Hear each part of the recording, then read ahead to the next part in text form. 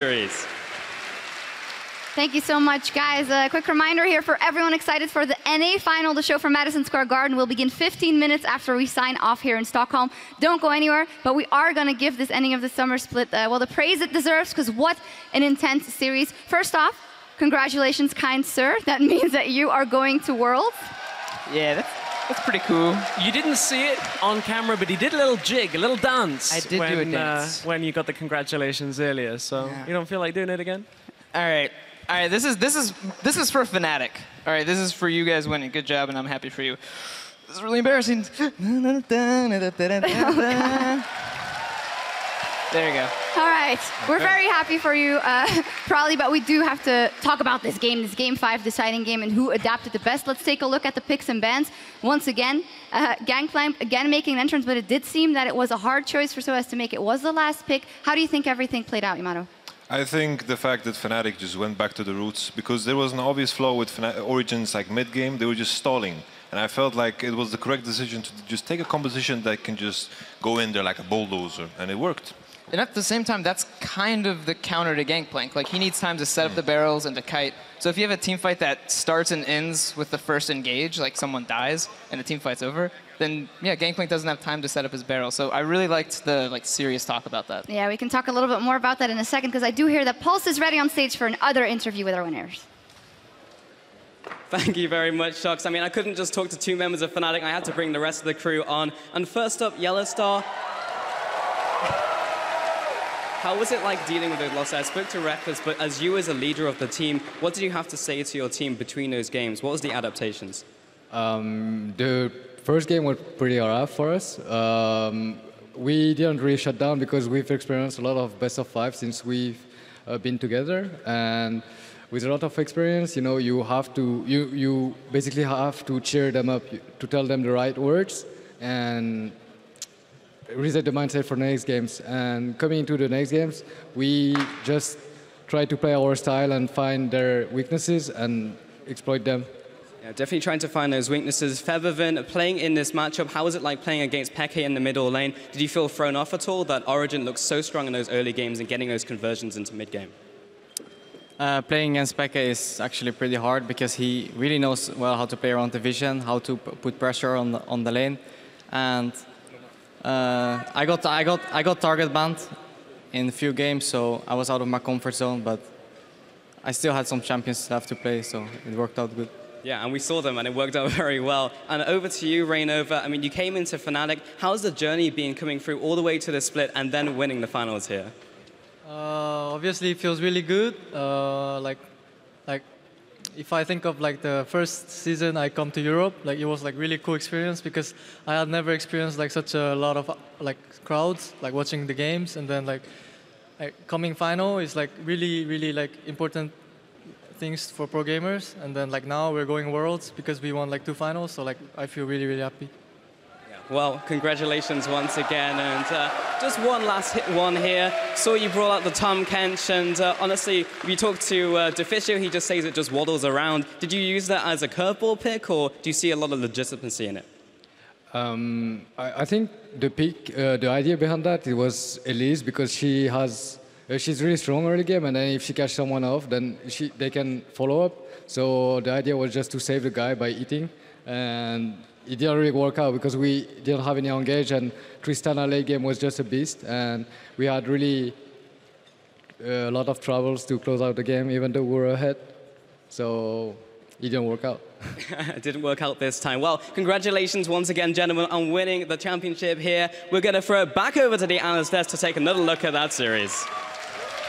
Well, thank you so much, Pulse, once again, and thank you to the guys for talking to us as well. If you'd had to choose something that you felt like Fnatic excelled in, was it the picks and bans strategy and the adaptation in between? Or decision-making, maybe? Because that's something that we've praised so much before as well. I think Game 5 was more of the execution. I think the picks and bans strategy was good, going back to what they know. A bit of an unsung hero in the last game. His stat line didn't show it at all times. 4, 6, and 10 was Huni on Rumble. But his equalizers, cutting off escape paths, cutting up the enemy team from Origen, just really, really solid performance. We know Huni's good on Rumble, but it was something that we noticed sitting here that didn't seem to be reflected in the scores. Yeah, like from Fnatic's game 1, where they picked Lulu and kind of left Huni to kind of get the scraps, and then changing from that to like, just kidding, actually like putting wards and resources into his side and like kind of letting him do his carry top thing, I think was really good because Origen on the other side put the wards on the bot lane side. So Fnatic kind of putting all these resources into Huni actually worked out really well.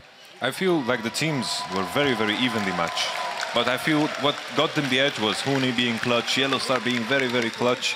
And I feel that was like the thing that pushed them to victory. Yeah, pushed them to victory, which makes that they can take that trophy home as they salute the crowd on last time. Of course, they'll be meeting a lot of fans after, taking a lot of pictures as well. And we actually have an extra surprise. To celebrate Fnatic's win, the champions played in their final team comp will go on sale, along with another bundle chosen by you. Tweet at LL Esports with your vote for Fnatic's fan favorite player to put their champion pool on sale in game starting tomorrow. So, for an example, if Yellowstar were to win the fan vote, the bundle could be Janna, Alistair, Shen, and 2 other champions. Maybe we'll see the Tahm Kench. Not too sure, but it's an option. What do you guys? What would you guys want? I would say Huni, because he has the biggest champion pool. So like efficient strategy. Value for voting. Yeah. That's very cool, of course, and surprise for you guys. So we also have to crown a player of the series. It's always difficult in series like this, but we were unanimous in the end. And our player of the series here of the final is Reckless. I mean, it was incredibly back and forth, but in some games, the 80 carries absolutely made the difference. Pentakill. Pentakill, that of course pushes it over the edge as well. I mean, I think a lot of it was actually like going far forward in the team fights that Reckless and Niels actually was doing at the same time. That's kind of something that is, at the same time, if it goes wrong, you're going to look really, really bad. So to be able to do it and make it the right decision is really kind of gutsy to pull off. I feel the AD carry role is all about understanding everyone's limits. The enemy's limits, your team's limits, and your own limits. And in this game, like, Reckless knew his limits for sure. Especially in the end when it came down to then the Corki pick for him, and he was really aggressive. I remember talking to you a couple of weeks ago where you said Reckless actually fits perfect in this team where he doesn't have to be that aggressive. What a growth here. Maybe it was a crowd behind him as well, but he did jump in a lot of times where I wouldn't expect the Reckless from a year ago to do it. It's like, like the aggressiveness point is more about the lane phase, because Fnatic strategy usually revolves around the top lane and picking a bot lane that scales into the game. Like later on in the game, it's all about the AD carry skill, and Reckless, for sure, one of the best AD carries Europe has ever had. Yeah, so we're gonna watch that pentakill again, because over on Twitter, @Boise called out the big moment that helped Fnatic secure their second win over in Game 3. The coast-to-coast pentakill with Trist leapfrogging across the whole map. What a series. Here is your LCS big play of the day. Wild growth will slow them down. Glitzerlance connects as well. And Reckless plus that's a kill to Reckless. That's a double. He's looking for more. Kill. That's a triple. He's looking for 4. That's the quadra. He will get it. The reset forward. Looking for a pentakill. We're in Sweden. The Swedish gets a pentakill. Reckless is on fire today. Man, there is something oh so satisfying about that sight. Just when you see 5 low health people in front of you, or at least just enough to reset. It was satisfying to watch. I wonder exactly how satisfying that was for Reckless, saying, "Oh, got it, pentakill right here." Just here in my home crowd, like easy, not easy, but he did. It was the Swedish power. Swedish 5 coming in there. I'm just so happy. Like in Sweden, we got like so good electronic gymnastics, so good. Well, esports, I mean. What am I saying? Really quality.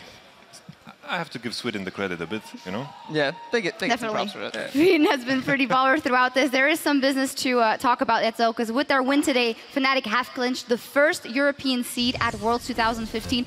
Quite interesting, because we were kind of thinking if OG wins, that means they get the first seed and Fnatic gets the second seed, which would have been interesting to see what the group Fnatic would end up in. Yes, because then you risk the potential of hitting one of the first seeds from the rest of the regions. You look at LCK, you look at LPL, very scary teams potentially coming out of first. H2K will be taking the second seed, so unfortunately you guys don't 100% dodge those teams. Now it's up to the group draw coming from you guys, but the regional qualifiers is still to be played. It means we can also fill out the rest of the bracket for the regional qualifier as well.